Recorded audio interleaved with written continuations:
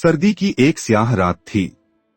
Station के पुराने footpath पर बिछे बोरे पर रमा अपनी 5 साल की बेटी गुड़िया को सीने से चिपटाए बैठी थी।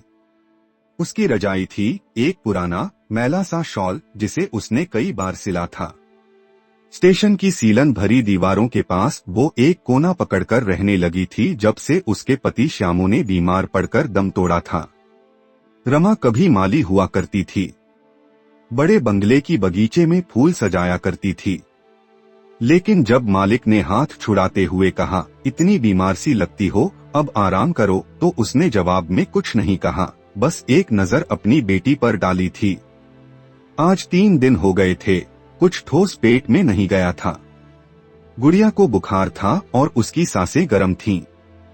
रमा ने एक बार फिर कपड़े की पोटली से थोड़े से चावल निकाले जिन्हें उसने कल रात चुराकर रख लिया था, लेकिन पानी नहीं था। पास वाले नल से लाने गई तो देखा नल पर ताला पड़ा था। स्टेशन पर आज कुछ चहल पहल थी। एक राजनीतिक रैली के चलते पुलिस वाले चारों तरफ खड़े थे। बड़ी बड़ी गाड़ियों से सफेदपोश लोग उतरे और स्टेशन के बाहर गरीबी हटाओ जैसे नारे लगाए जा रहे थे। रमा ने देखा कैमरों के सामने एक नेता झुककर एक भिखारी को कंबल ओढ़ा रहा था, लेकिन जैसे ही कैमरा बंद हुआ वो कंबल वापस लेकर दूसरी तरफ चला गया। रमा मुस्कुरा दी। कड़वा अनुभव उसे बहुत कुछ सिखा गया था।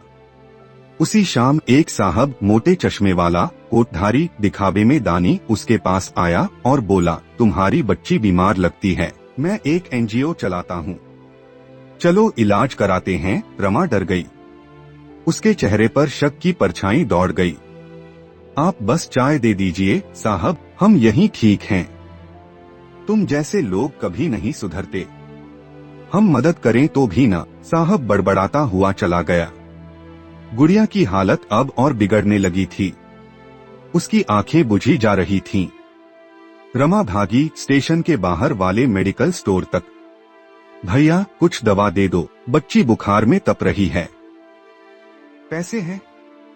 अभी नहीं, पर मैं झाड़ू पोंछा कर दूंगी। माफ करना बहन, उधारी नहीं चलती। वो मेडिकल स्टोर के सामने रोती रही। बेटी की गर्म हथेली उसकी उंगली में उलझी रही। अगली सुबह स्टेशन पर एक भीड़ जमा थी। रेल पुलिस आई थी। फुटपाथ के कोने से एक औरत की लाश मिली थी। पास में एक बच्ची बेसुध पड़ी थी। लोग कहते हैं बेचारी भूख से मरी होगी। नेताजी का बैनर बदल गया था, गरीबों के लिए आश्रय बनवाएंगे। टीवी पर रिपोर्टर चिल्ला रहा था, ये इंसानियत पर धब्बा है। सिस्टम फेल हो गया है, लेकिन कोई नहीं जानता था कि गुड़िया की आंखें आज भी उस तरफ देख रही थीं, जहां उसकी मां कल तक बैठा करती थी।